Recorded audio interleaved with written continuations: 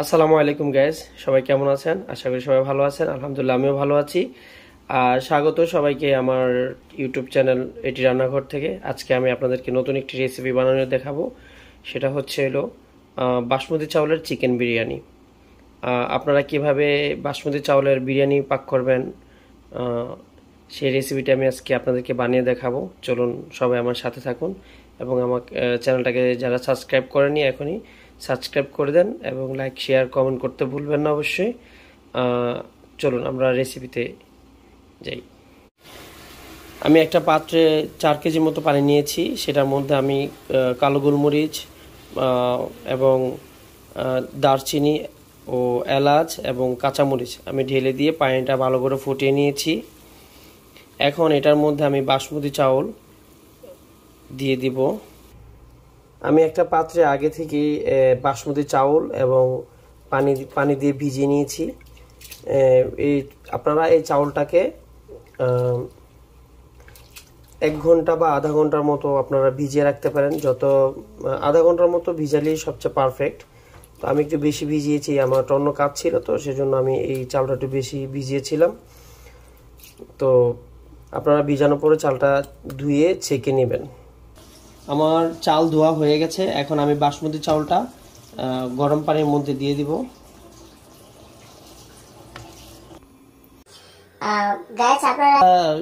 আলুটাকে এভাবে ছিলে আমি 5 পিস আলু নিয়েছি। আমি ছিলে এভাবে কেটে নিয়েছি। আপনারা এরকম বড় বড় পিস করে কেটে নেবেন।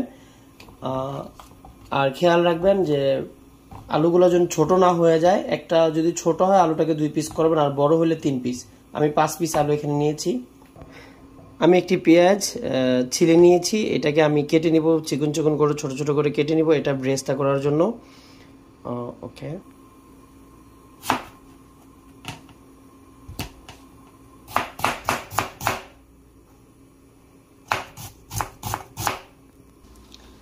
গাইস আমার চালটি হাফ বয়েল হয়ে গেছে। এখন আমি হাফ বয়েল করে নিয়েছি। আপনারা মনে রাখবেন চালটাকে হাফ বয়েল করবেন, ফুল বয়েল করবেন না। আমি হাফ বয়েল করে নিয়েছি। এখন আমি চালটাকে একটা পাত্রে ছেঁকে নিব এবং পানিটাকে আমি ফেলে দিব। শুধু চাল আর ভিতরের যে দারচিনি কাঁচামরিচ দিয়েছি এগুলোও চালের সাথেই থাকবে। আমি চালটা একটা পাত্রে ছেঁকে নিচ্ছি।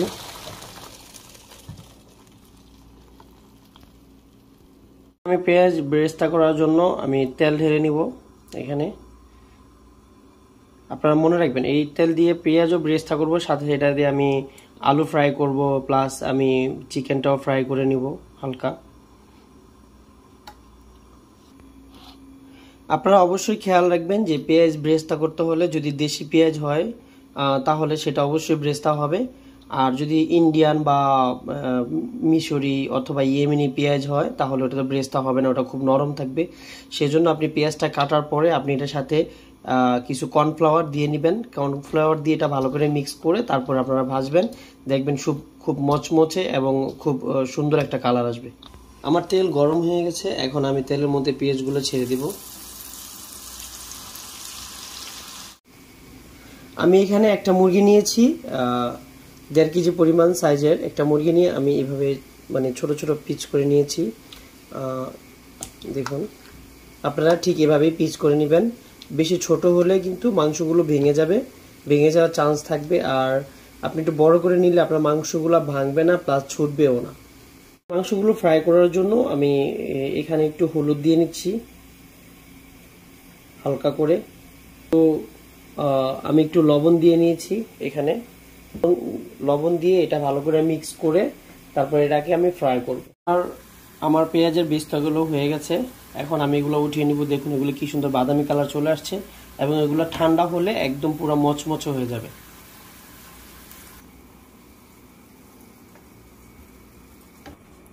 এখন আমার তেল গরম হয়ে গেছে। এখন আমি চিকেনগুলো ভেজে নিব।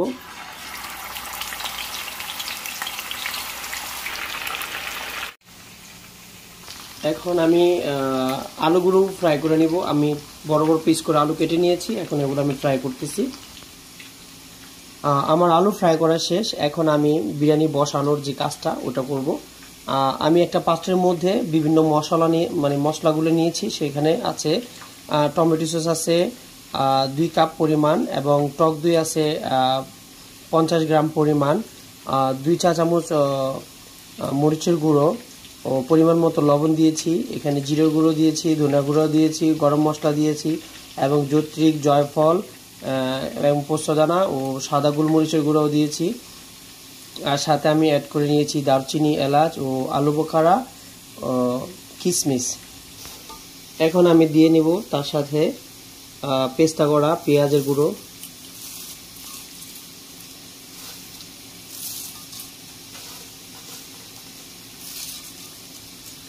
দিয়ে নিব পরিমাণ মতো তেল,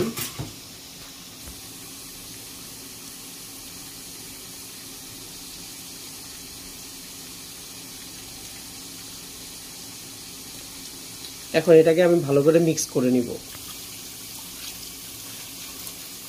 এটাকে ভালো করে আমি মিক্স করে নিলাম।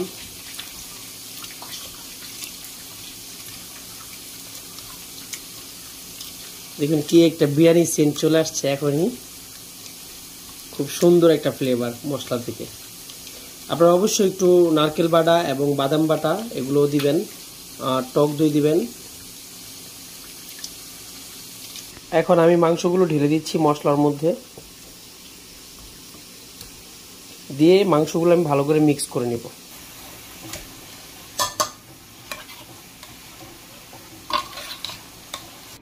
আমি মাংসটা মিক্স করে তারপর এর মধ্যে আলু দিয়েছি। এখন এর মধ্যে আমি এর উপরে চাল ঢেলে দিব। আমি যে হাফ বয়েল করে চাল, বাসমতি চাউল রেখেছিলাম, ওই হাফ বয়েল করা চালটা আমি এখানে ঢেলে দিব।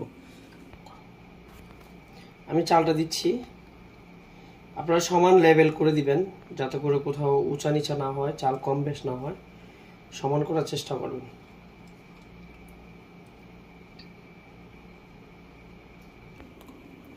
আমি একটা পাত্রে হাফ লিটার পরিমাণ পানি এবং সেখানে আমি গুঁড়ো দুধ এবং আমি ঘি এবং সেখানে আমি হালকা একটু কেওড়া জল দিয়ে নিয়েছি। এটা আমি এখন বিরিয়ানির উপর দিয়ে ঢেলে দিব।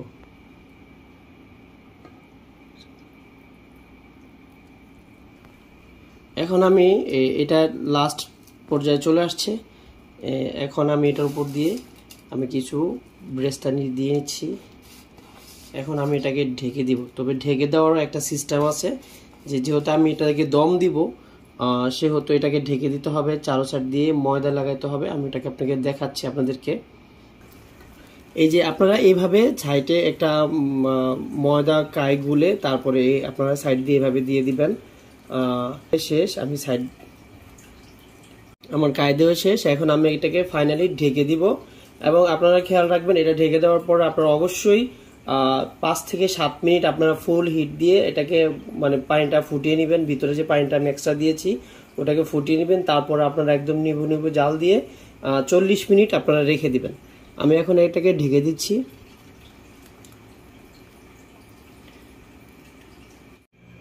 হ্যাঁ, আমার বিরিয়ানি রান্না হয়ে গেছে। তো আমি বিরিয়ানি খুলতে খুলতে আজকে আপনাদেরকে একটা কথা বলি। আজকে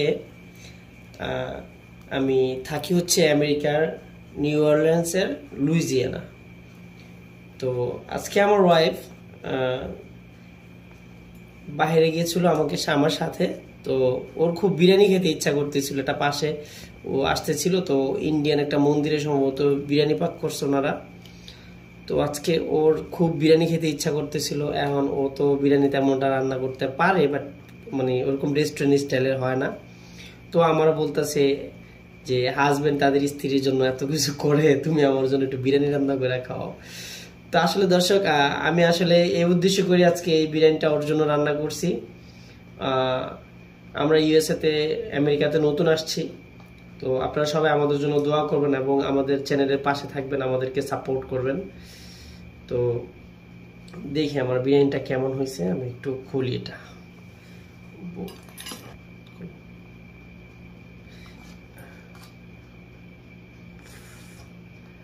ওয়াও, আসলে আপনারা তো মানে বোঝানো যাবে না যে কি একটা স্মেল, এর মধ্যে কি একটা ঘ্রাণ আসছে, আমি বুঝাতে পারবো না। যেটা পরে আমি কাচিয়ে নেব।